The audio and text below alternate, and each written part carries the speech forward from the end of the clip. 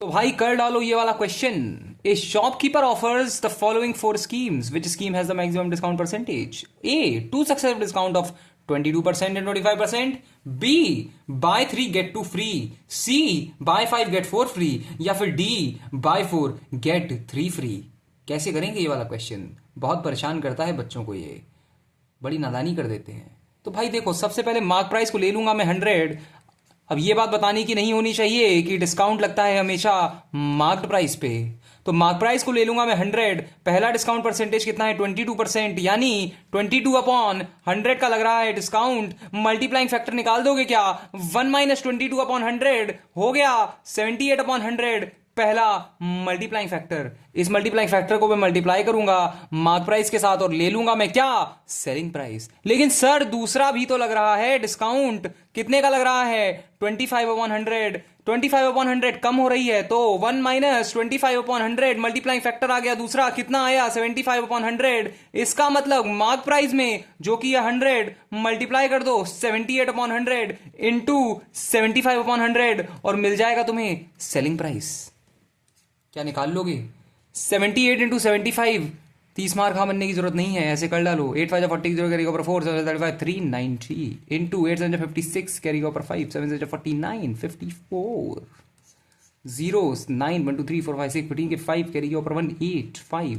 तो selling price आ गया sir 58.50 rupees. 58.50 है सेलिंग प्राइस। मार्क प्राइस है 100, तो डिस्काउंट कितने का लगा? 41.50 रुपीज का। तो 41.51%, 50% का डिस्काउंट है यहां पे ओवरऑल। अब आई ना बात, यहां बता दो। ये तो सबको ही कर लेता है, ये तो सबको ही कर लेता है। यहां कितने का डिस्काउंट लगा ये बता दो। यहां कितने का लगा डिस्काउंट? Bye 3 get 2 free. तो एक बार बताऊंगा और एक बार में समझ लेना, गौर से देखना। कितने डिस्काउंट में मिले, कितने फ्री में मिले? 2। तो डिस्काउंट कितने का हुआ? 2 का। लेकिन कितने पे हुआ?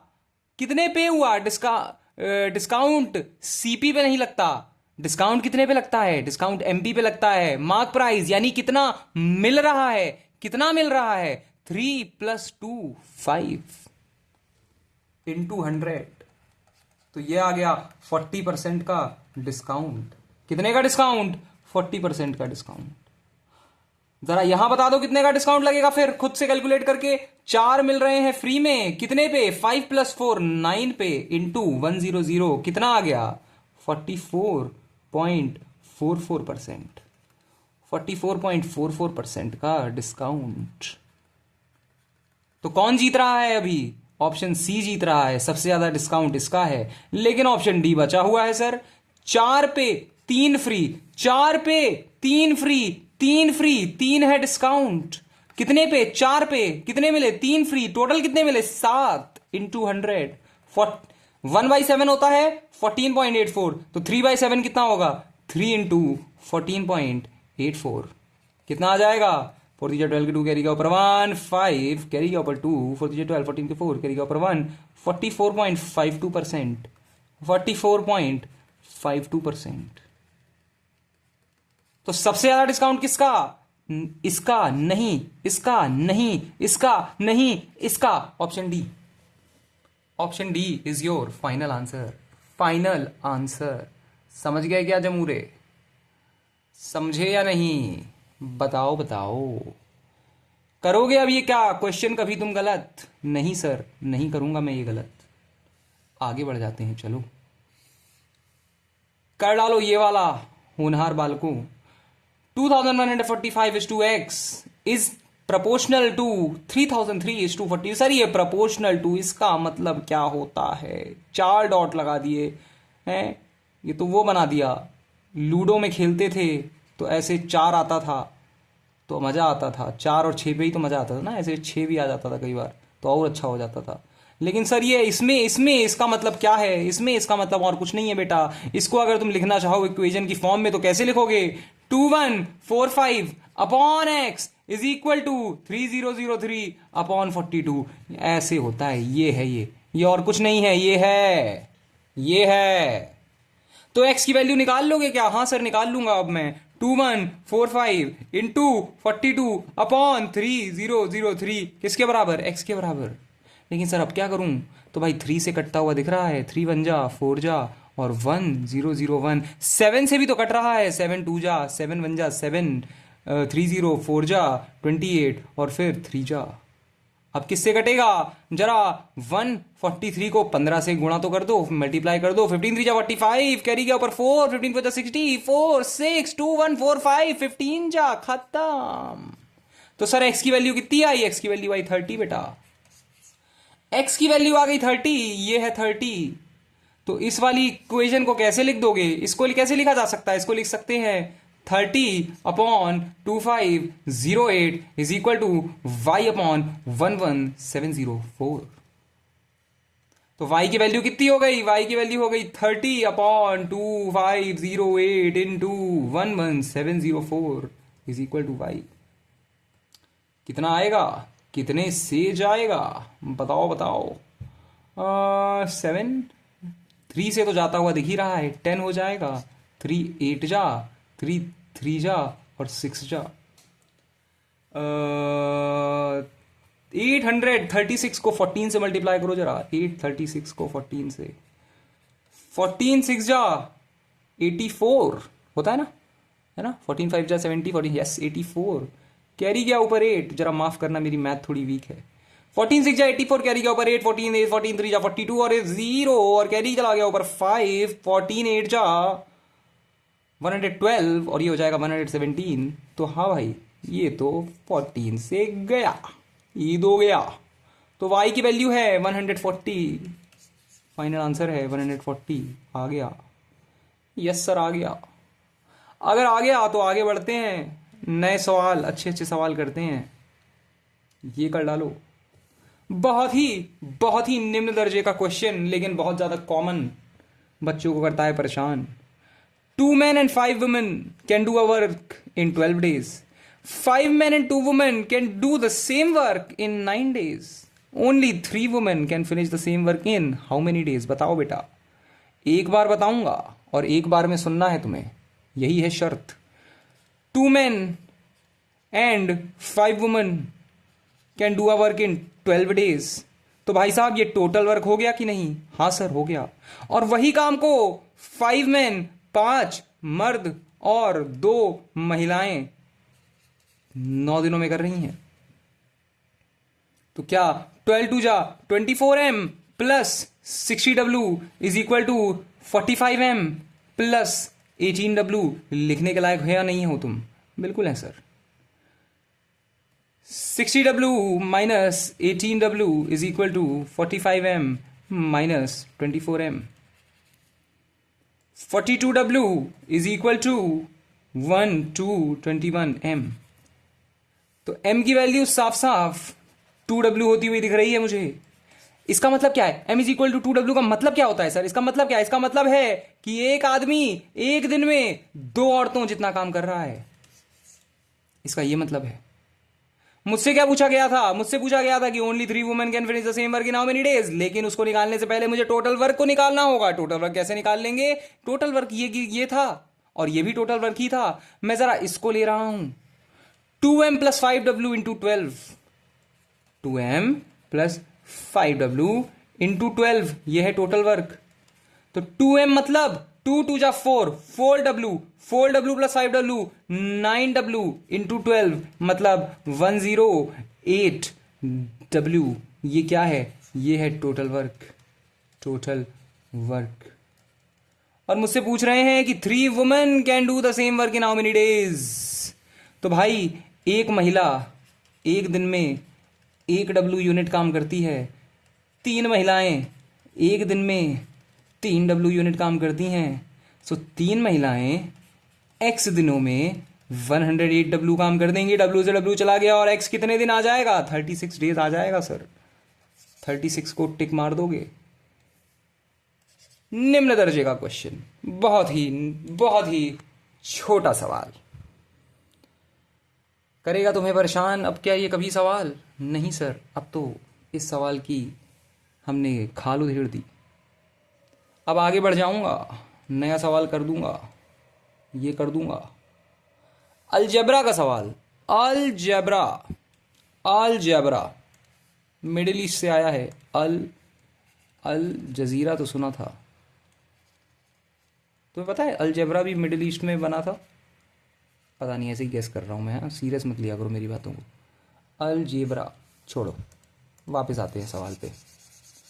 हाँ, नहीं वैसे अलजेब्रा में बहुत सारी जो बड़ी रचनाएं हैं वो मिडिल ईस्ट में हुई हैं। खैर, x plus under root x x square minus one upon x minus under root x one minus one plus x minus under root x square minus one upon x plus under root x square minus one is equal to 34। Then find the value of x. अगर इसको ले लो ए और इसको ले लो B, ये ए, ये पूरा B किसको ले रहा हूं? पूरे इसको ले रहा हूं। किसको? पूरे इसको। ये है बी, तो ये भी ए, ये भी बी, और ये भी ए, ये भी बी। क्या ये A plus B upon A minus B plus A plus minus B upon A plus B is equal to 34 नहीं किया हुआ है? बिल्कुल दिया हुआ है सर, बिल्कुल दिया हुआ है। तो इसको सॉल्व करने के लिए एलसीएम ले लो, ए माइनस बी इंटू ए प्लस बी को इज इक्वल टू 34 तो है ही है। तो यहां पे आ जाएगा ए प्लस बी का whole square plus A minus B का whole square, A square plus B square plus 2ab plus A square plus B square minus 2ab। A plus B minus B होता है A square minus B square, तो upon में A square minus B square is equal to 34 लिखा रहने दो। 2ab में से 2ab चला गया, ये क्या हो गया? ये हो गया 2 into A square plus B square upon A square minus B square is equal to 34। तो फिर A square plus B square upon A square minus B square is equal to 17 आ जाएगा बेटा। 17 क्या है? 17 अपॉन 1 है। कंपोनेंटो डिविडेंडो अगर यहां पे लगा दोगे, कंपोनेंटो डिविडेंडो अगर यहां पे लगा दोगे तो ये आ जाएगा A square upon B square is equal to 17 1 plus 17 plus 1 upon 17 minus 1, यानी A square upon B square is equal to 18 upon 16 आ गया। तो फिर मुझे पूछा क्या गया था? मुझसे पूछा गया था एक्स की वैल्यू बता दो। एक्स ए क्या दिया था मैंने? ए लिया है एक्स, ए लिया है एक्स, तो ए स्क्वायर क्या हो जाएगा? ए स्क्वायर हो जाएगा एक्स स्क्वायर, तो इसको लिख दो x square. B B B क्या लिया है? बी लिया है ये पूरा under root x square minus 1, तो बी स्क्वायर क्या हो जाएगा? बी स्क्वायर हो जाएगा एक्स स्क्वायर माइनस 1। किसके बराबर है ये? 18 अपॉन 16 के बराबर है। तो क्या एक्स स्क्वायर की वैल्यू निकाल लोगे? हाँ सर बिल्कुल निकाल लेंगे। 16 x square is equal to 18 into x square minus 18, ये इधर आ जाएगा। माइनस का 2x square is equal to minus का 18 दिखा देगा, ये और ये कर देगा एक्स स्क्वायर, हाँ सही कर रहे हैं, x square is equal to 9 दिखा देगा, और x is equal to 3 plus minus 3 होता है, तो प्लस या माइनस 3 में से कुछ दिया होगा। Then find the value of x, और एक्स इज लेस देन 0 बोला है, तो x is equal to minus 3 बोल देना। आंसर आ गया भाई। याद रखना जब रूट हटता है तो प्लस और माइनस 2 आते हैं, जब इसको अंडर रूट ले जाओगे तो प्लस और माइनस 2 चीजें आएंगी, 2 आएंगे आंसर बाहर भाई। अंडर रूट लगा के सिर्फ और सिर्फ +3 बाहर मत निकाल देना, ऐसे हरकतें मत करना। 2 बाहर आते हैं, प्लस और माइनस दोनों बाहर आते हैं, पता है ना ये बात? उम्मीद कर रहा हूं इतना पता होगा। तो -3 मेरा आंसर आ गया। +3 भी आंसर है, लेकिन इन्होंने मेंशन किया है कि x इज लेस देन 0, तो -3, तो -3। आगे बढ़ जाऊंगा, एक और सवाल कर दूंगा, ये कर दो। x is equal to under root 3/2, then what is the value of 1 plus x under root 1 plus x plus under root 1 minus x upon under root 1 plus x minus under root 1 minus x. जब ये सवाल आया था paper में, बच्चों ने रो दिया था, रो दिया था। क्यों? क्योंकि x is equal to x की वैल्यू, सर एक्स की वैल्यू गिवन है और 1 प्लस एक्स पूछ लिया, ऐसा कैसे चलेगा? अरे चलेगा भाई, सब चलेगा। x की वैल्यू गिवन है तो 1 अपॉन एक्स की वैल्यू क्या हो गई? 2 अपॉन रूट 3। अब सोचते रहो ये मैंने कैसे निकाला, बहुत बहुत कॉम्प्लेक्स मैथ लगा दिया मैंने। अरे रेसिप्रोकल कर दिया यार। कंपोनेंडो डिविडेंडो लगा दो, कंपोनेंडो डिविडेंडो कंपोनेंडो डिविडेंडो लगाने के बाद साफ साफ दिख रहा है कि 1 plus x upon 1 minus x की जो वैल्यू है वो 2 plus root three upon 2 minus root three आती हुई दिखाई दे रही है। बिल्कुल दे रही है ऑब्वियसली। अब क्या कर दे सर, अब क्या करें? तो भाई यहां पे रूट में वैल्यू मांगी है तो मुझे पूरा रूट लेना पड़ेगा, तो मैं पूरा रूट ले लूंगा। पूरा रूट लेना पड़ेगा, रूट में वैल्यू मांगी है। लेकिन रूट लेने के बाद मैं क्या करूंगा, मैं ऐसा कुछ करूंगा कि जिससे तुम दहल जाओगे। मैं under root 1 plus x upon 1 minus x is equal to under root 2 plus root three upon 2 minus root three को रैशनलाइज कर दूंगा। क्या कर दूंगा? रैशनलाइज, मतलब 2 plus root three upon 2 plus root three multiply कर दूंगा इससे। अब भाई साहब ये तो होता तो इवेंचुअली 1 है, तो मैं मल्टीप्लाई कर सकता हूं बिल्कुल। So under root 1 plus x upon 1 minus x किसके बराबर आ गया? ये आ गया under root 2 plus root three, 2 plus root three, ये हो गया 2 प्लस रूट थ्री का होल स्क्वायर। ये a minus B, a plus B, यानी 4 माइनस थ्री। 4 माइनस थ्री क्या होता है? 1 होता है। So under root 1 plus x upon 1 minus x क्या हो गया? 2 प्लस रूट थ्री का होल स्क्वायर का अंडर रूट, मतलब 2 प्लस रूट थ्री हो गया।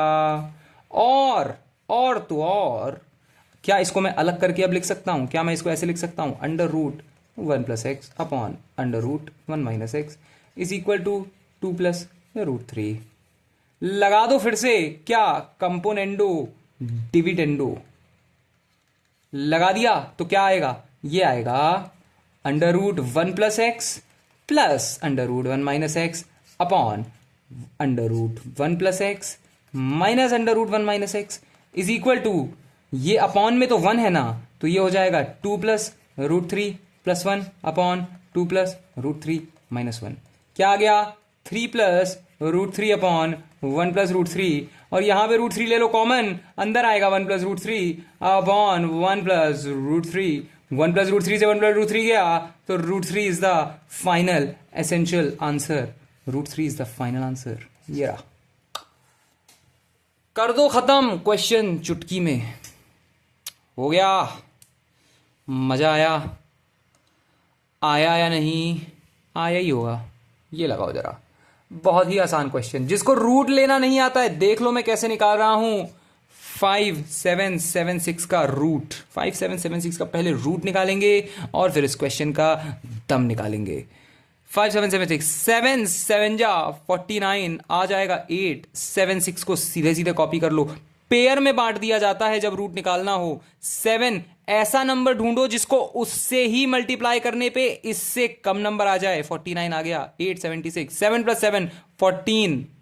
सो 148 8 जा कितना होता है? 8 8 जा ये तो बहुत दूर चला जाएगा। 146 6 जा, देखो जरा 146 6 जा, 6 जा 36, कैरी का ऊपर 3 4 7 2 8, हाँ जी 6 6। तो 76 माइनस 4761, 4761 फिर से पेयर में बांटा, क्या 6 6 जा 36, क्योंकि 7 7 जा 49 इससे ज्यादा हो जाएगा, तो ये हो गया 36 11 61 12 यहां पे आ जाएगा। 129 9 जा भी 1161 ही होता है, तो ये आ गया -69। आंसर ये है 69, ये है इंटू 1/2। तो भाई साहब ये तो 7 आ जाएगा और 1/2 से मल्टीप्लाई हो रहा है, यानी 3.5। 3.5 is the ultimate answer. CGL में पूछा हुआ क्वेश्चन, खत में लानत लिख के भेजना सीजीएल के एग्जामिन सेटर को कि भाई ये क्या बना दिए। छठी क्लास का क्वेश्चन है ये लिटरली। अब क्या अगली बार बोर्ड मास पूछेगा वो, कुछ अच्छा आए। चलो अगला क्वेश्चन ये लो भाई, ज्योमेट्री आ गया। 2 circles of radius 4 centimeter and 6 centimeter touch each other internally. What is the length in centimeter of the longest chord of the outer circle which is also tangent to the inner circle? बताओ बताओ बताओ बताओ। 2 circle of the radius 4 centimeter and 6 centimeter, 2 circle हैं, एक बड़ा circle होगा और एक छोटा सर्कल होगा, इंटरनली टच कर रहे हैं। इसका मतलब एक सर्कल दूसरे सर्कल के अंदर है। तो बड़ा वाला सर्कल 6 सेंटीमीटर का ऐसे बना दूंगा और छोटा वाला सर्कल जिसकी रेडियस 4 सेंटीमीटर होगी उसको ऐसे बना दूंगा, और इंटरनली टच कर रहे हैं का मतलब यही तो हुआ, यही तो हुआ भाई। थोड़ा सा और इसको बड़ा बनाया जा सकता है ना, ये तो बहुत छोटा बना दिया। अब बना, अरे सर्कल ऐसा बना सकते हैं, ये लो। अब भले ही दिखने में सर्कल ना लग रहा हो। अरे भाई, क्या भाई, ये तो क्या भाई, हैं? सब क्या हो रहा है भाई? अरे हाँ, टच कर ले, टच कर ले, टच कर ले, बस टच कर ले, हो गया। अब बताओ, बड़े वाले सर्कल का मैंने सेंटर ये मान लिया, और छोटे वाले, अरे यार, बड़े वाले सर्कल का सेंटर मैंने ये मान लिया, और छोटे वाले का ये मान लिया, ये मान लिया, छोटे वाले का ये, बड़े वाले का ये। बड़े वाले सेंटर का मैंने पी कह दिया और छोटे वाले को ओ कह दिया। कह रहा है कि what is the length of the chord of the outer circle which is also tangent to the inner circle. मतलब किसकी बात हो रही है सर? मतलब बताओ। मतलब इस वाली लेंथ की लाइन की बात हो रही है, ये वाली जो लाइन दिख रही है तुम्हें, ये। अरे भाई बस टच करना है इसको, सिर्फ टच करना है। हाँ, ये लाइन। टेंजेंट का मतलब क्या है? सिर्फ उसे बाहर से टच करके निकल जा रही है, अंदर नहीं जा रही है। तो ऐसी लाइन जो कि कॉर्ड है बाहर वाले सर्कल की, बड़े वाले सर्कल की, यानी बड़े वाले सर्कल के तो अंदर है, लेकिन टेंजेंट है छोटे वाले सर्कल के लिए, यानी सिर्फ छोटे वाले सर्कल को बाहर से हल्का सा टच करके, सिर्फ एक पॉइंट पे, किसी एक पॉइंट पे टच करके चली जा रही है। कॉर्ड का नामकरण कर दूंगा, कह दूंगा ये है ए बी। ठीक है, यहां से सर्कल के दोनों सर्कल के सेंटर दो एक लाइन में है, होंगे ही होंगे। तो दोनों सर्कल के सेंटर से इसके ऊपर परपेंडिकुलर गिरा दो, गिरा दो, गिरा दो, डरो मत, गिरा दो, गिरा दो परपेंडिकुलर। परपेंडिकुलर है। प्रॉपर्टी याद है किसी को? प्रॉपर्टी कहती है, क्या कहती है? प्रॉपर्टी कहती है कि इफ, अब मैं इतनी लिखूंगा क्या, बेसिकली प्रॉपर्टी ये कहती है कि perpendicular drawn from the centre of a circle on a chord bisects the chord. यानी इस वाले कॉर्ड से, इस वाले सेंटर से, बड़े वाले कॉर्ड के सेंटर से जो हमने परपेंडिकुलर ड्रॉ करी है इस वाली कॉर्ड पे, वो परपेंडिकुलर इस कॉर्ड को बाइसेक्ट करेगी, यानी दो इक्वल हाफ में बांटेगी। दो इक्वल हाफ में बट गया। अब जरा देखो, रेडियस ऑफ द बड़े वाले सर्कल क्या है? 6 सेंटीमीटर। बड़े वाले सर्कल का सेंटर ये है, तो यहां से यहां जो लाइन तुम ज्वाइन करोगे ये कितनी हो जाएगी? ये 6 सेंटीमीटर हो जाएगी। छोटे वाले सर्कल का रेडियस है 4 सेंटीमीटर, तो तुम अगर यहां से यहां इसको ज्वाइन करोगे तो ये क्या हो जाएगा? ये 4 सेंटीमीटर हो जाएगा। और यहां इसको मान लो सी मान लो, तो सी ओ भी क्या हो जाएगा? सी ओ भी क्या हो जाएगा? 4 सेंटीमीटर हो जाएगा सर। 4 सेंटीमीटर हो जाएगा, बिल्कुल हो जाएगा ना। लेकिन बड़े वाले कॉर्ड की जो रेडियस है, बड़े वाले कॉर्ड की रेडियस एक तो एपी है, और दूसरी अगर मैं इसको डी कह दूं तो पीडी भी तो बड़े वाले कॉर्ड की, बड़े वाले सर्कल की रेडियस है। बड़े वाले सर्कल की रेडियस पीडी भी तो है, तो ये पूरी की पूरी 6 हो जाएगी, और ये 4 है तो ये 2 हो जाएगी, और ये 2 हो गई है। तो भाई सीओ भी तो बड़े छोटे वाले सर्कल की रेडियस है। सीओ छोटे वाले सर्कल की रेडियस है, और छोटे वाले सर्कल की रेडियस 4 थी, तो 4 में से 2 गया तो बचा 2, ये 2 हो जाएगी। अब क्वेश्चन में कुछ बचा ही नहीं।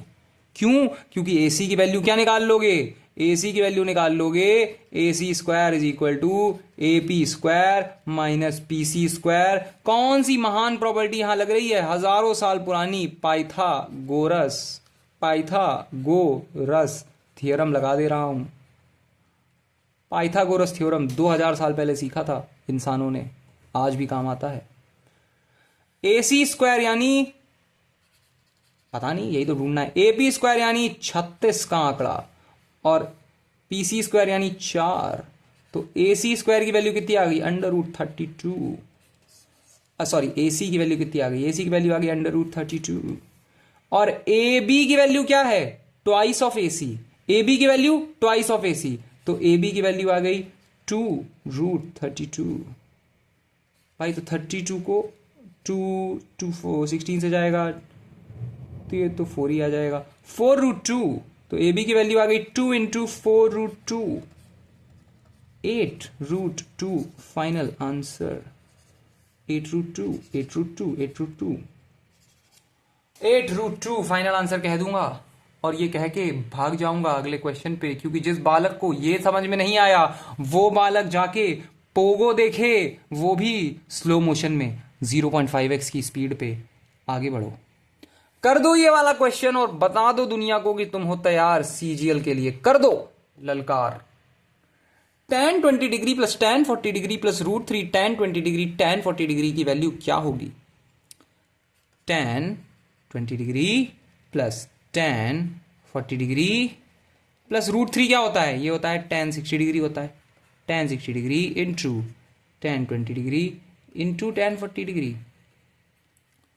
20 प्लस 40, 20 प्लस 40 माइनस 60 क्या होता है? 0 होता है। अगर मैं इसको a मान लूं, अगर मैं इसको b मान लूं और इसको c मान लूं, तो a plus b minus c क्या 0 हो जा रहा है? क्या मैं इसको ऐसे लिख सकता हूं a प्लस b प्लस का minus c is equal to 0? हाँ सर, बिल्कुल लिख सकते हो। a प्लस b प्लस का minus c is equal to 0। अब मैंने तुम्हें एक प्रॉपर्टी पढ़ाई थी, अगर नहीं पढ़ी है तो मैं फिर से पढ़ा दे रहा हूं। इफ, देखो अब गौर से सुनो, if a plus b plus c is equal to 0 degree, then tan a plus tan b plus tan c is equal to tan a into tan b into tan c। तो भाई यही property तो यहां लग जाएगी। a plus B minus C given है, लेकिन क्या मैं इसको ऐसे लिख सकता हूं 20 प्लस 40 प्लस माइनस का 60 इज इक्वल टू 0? हाँ सर, लिख सकते हो। तो कौन सी प्रॉपर्टी लगा दूं यहां लगा दो tan 20 plus tan 40 plus tan minus का 60 is equal to tan 20 into tan 40 into tan minus का 60। याद रखना, tan माइनस का theta is equal to minus का tan थीटा होता है। तो tan 20 plus tan 40 minus tan 60 is equal to minus का tan 20 into tan 40 into tan 60। और tan 60 की वैल्यू कितनी होती है? √3 होती है सर, तो इसको √3 लिख दो, इंटू में √3, और यहां पे भी √3 लिख दो भाई साहब, यहां पे भी लिख दो √3, और इसका ले आओ इधर। तो ये क्या हो जाएगा? ये हो जाएगा tan 20 plus tan 40 plus minus आगे था तो प्लस tan 20, और √3 आगे लिखा जाता है, नंबर को आगे लिख दिया जाता है। जब मल्टीप्लाई हो रहा है तो नंबर आगे लिख दिया जाता है। √3 इंटू tan 20 इंटू tan 40 किसके बराबर है? √3 के बराबर आ रहा है सर। Final answer √3। क्यों? क्योंकि यही तो पूछा था तुमसे, tan 20 plus tan 40 plus √3 tan 20 tan 40, यही आ गया √3। फाइनल आंसर कर दिया मैंने खत्म। याद रखना ये वाली property, if this then this, और अगर कहीं तुम्हें ये कहीं दिखा हुआ मिल जाए, ये कहीं लिखा हुआ मिल जाए, तो तुम ये भी लिख सकते हो, ये भी पॉसिबिलिटी होती है। अगर ये लिखा हुआ मिल जाए तो ये पॉसिबिलिटी होती है, और अगर ये लिखा हुआ मिल जाए तो ये पॉसिबिलिटी होती है। If this then this, if this then this, if this then this, if this then this. Simple. आगे बढ़ जाएंगे, आगे बढ़ जाएंगे और दहला देंगे सबको एक और क्वेश्चन करके। ए solid cube is cut into 3 cuboids of same volume. What is the ratio of the surface area of the cube to the sum of the surface area of any two of the cuboids so formed? बताओ भाई। तो भाई एक solid cube है ना, तो पहले एक सॉलिड क्यूब बना लेते हैं, है ना। इमेजिनेशन से अच्छा क्या हो सकता है? सॉलिड क्यूब हम बना के ही देख लेंगे, हम अब बना ही डालेंगे, बना ही डालते हैं। ये लो,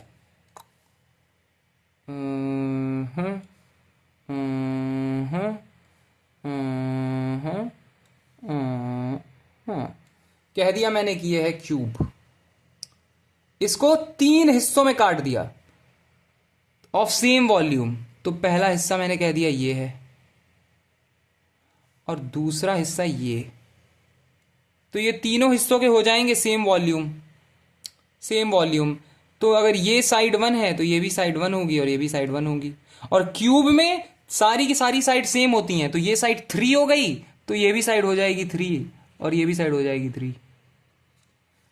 लेंथ, ब्रेथ, हाइट तीनों 3 हो गई। What is the ratio of the surface area of the cube to the sum of the surface area of any of the two cuboids so formed? तो सबसे पहले total surface area of cube बता दूंगा, क्या होता है 6a² यानी 6 into 3 का स्क्वायर यानी 9, ये हो गया 54 total surface area of cube. Total surface area of any one cuboid क्या हो जाएगा, ये हो जाएगा 2 into LB plus BH plus HL, ये होता है 2 into LB plus BH plus HL। तो मान लो अगर इस वाले क्यूबॉइड की बात हो रही है जो सबसे नीचे बना हुआ है, तो इसमें 2 इंटू लेंथ कितनी है 3 और ब्रेथ कितनी है ये भी 3 प्लस ब्रेथ कितनी है 3 और हाइट कितनी है 1 प्लस हाइट कितनी है 1 और लेंथ कितनी है 3। सो ये हो जाएगा 2 इंटू 9 प्लस 3 प्लस 3, तो ये हो जाएगा 2 इंटू 15 और ये हो जाएगा 30। लेकिन ये सिर्फ और सिर्फ किसी एक क्यूबॉइड का है, मुझसे बोला था एनी टू, तो इसको इंटू 2 कर देना, ये हो जाएगा 60। सो फाइनल रेशियो क्या आया 54/60, जिसको 6 का टेबल आता है, तो 6 9 और 6 दहाम 9:10 फाइनल आंसर, 9:10 फाइनल आंसर। एक और कर दूंगा और सबको दहला दूंगा, ये कर दो। A cistern of capacity 8,000 liter measures externally 3.3 meter by 2.6 meter by 1.1 meter and its walls are 5 centimeter thick. The thickness of the bottom is what? तो सबसे पहली चीज जान लो कि 1 metre cube is equal to 1000 litre होता है। 1 metre cube is equal to 1000 litre. मैंने तुम्हें एक क्यों बताया, क्योंकि 8000 लीटर गिवन है, इसको तुम 8 मीटर क्यूब लिखने लायक होने चाहिए। इन्होंने कहा एक सिस्टर्न है, तो भैया सिस्टर्न बना लेते हैं सबसे पहले। सिस्टर्न मतलब पानी का टंका, ठीक है, तो पानी का टंका बना लेंगे, देसी भाषा में पानी का टंका। ये बना लिया ऐसे, ये बना लिया ऐसे, ये बना लिया ऐसे और ये बना लिया ऐसे, ठीक है। ए सिस्टर्न मेजर्स एक्सटर्नली, बाहर की डायमेंशंस इतनी है, क्यों, क्योंकि जो उसमें वॉल है वो 5 सेंटीमीटर थिक है, मतलब इसकी एक वॉल होगी, ऐसे करके एक वॉल होगी इसमें लगी हुई। जिस ईंटों से बना है वो ईंटों की जो वो ईंटों की खुद की जो ब्रेथ है, उन ईंटों की जो मोटाई है वो 5 सेंटीमीटर की है, ठीक है। तो ये इस तरीके से वो ईंटें लगे हुए हैं, जिसकी वजह से इसमें कुछ मोटापा भी है, ब्रेथ है, ठीक है। सो बाहर की डायमेंशन अगर ये है, लेकिन पानी तो अंदर स्टोर हो रहा है ना, तो कैपेसिटी तो अंदर की बताएगी, कैपेसिटी तो अंदर की डायमेंशन की बात करेगी। वॉल्यूम तो अंदर का गिवन है, कैपेसिटी का मतलब वॉल्यूम होता है, तो अंदर का वॉल्यूम क्या गिवन है 8 मीटर क्यूब, और बाहर की डायमेंशन गिवन है, लेंथ है बाहर की 3.3 मीटर, 3.3 मतलब 330 सेंटीमीटर। तो 5 सेंटीमीटर यहां से हटा दो, 5 सेंटीमीटर यहां से हटा दो, अंदर की लेंथ कितनी आ जाएगी 320 सेंटीमीटर। ब्रेथ की बात करते हैं, बाहर की ब्रेथ है 260 सेंटीमीटर, तो 5 सेंटीमीटर यहां से हटाओ, 5 सेंटीमीटर वहां से हटाओ, अंदर की ब्रेथ कितनी हो गई 250 सेंटीमीटर।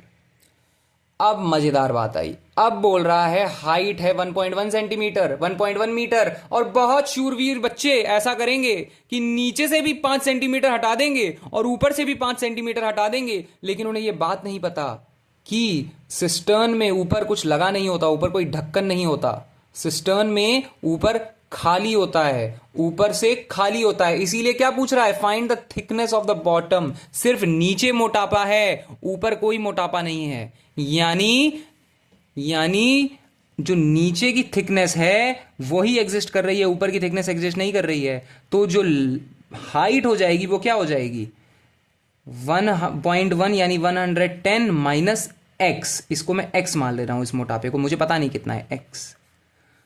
फाइनल वॉल्यूम क्या आएगा अंदर का? वॉल्यूम आएगा length into breadth into height. Length कितना? 320।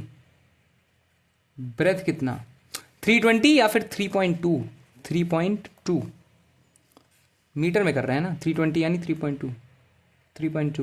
Breath 2.5, height 1.1, 1.1 minus x. तो 8 is equal to 3.2 into 2.5 into 1.1 minus x.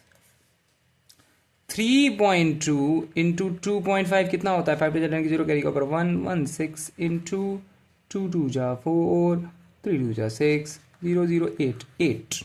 So 8 is equal to 8 into 1.1 minus x. Cancel cancel 1 हो गया, 1 is equal to 1.1 minus x. तो x की value 0.1 metre. 0.1 metre यानी 0.1 metre यानी x is equal to 10 centimetre. और 10 centimetre किसके बराबर होता है? क्यों? क्योंकि ऑप्शन में तो 10 सेंटीमीटर गिवन नहीं है, लेकिन ऑप्शन में 1 dm गिवन है। 1 dm क्या होता है? 1 dm होता है 1 डेसीमीटर। 1 डेसीमीटर। और 1 डेसीमीटर किसके बराबर होता है? 1 डेसीमीटर होता है 10 सेंटीमीटर के बराबर। तुम्हारा फाइनल आंसर 1 dm। 1 dm। कर दो एक और क्वेश्चन, छा जाओ इस दुनिया पे, ये वाला कर दो, बहुत अच्छा question.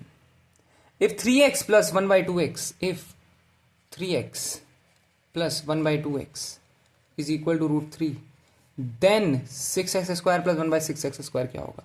6x square plus 1/6x square is equal to what? तो भाई साफ साफ दिख रहा है, यहाँ स्क्वायर में पूछ रहा है मुझसे जवाब, और यहाँ पे एकदम प्लेन, कोई स्क्वायर नहीं गिवन है, तो इसका मतलब इसका स्क्वायर तो करना ही पड़ेगा। 3x प्लस 1/2x का whole square is equal to 3। तो ये क्या हो गया? ये हो गया 9x square plus 1/4x square plus 2 into 3x into 1/2x is equal to 3। 9x square plus 1/4x square plus ये और ये चला गया, x और x चला गया, प्लस का 3 इज इक्वल टू 3, यानी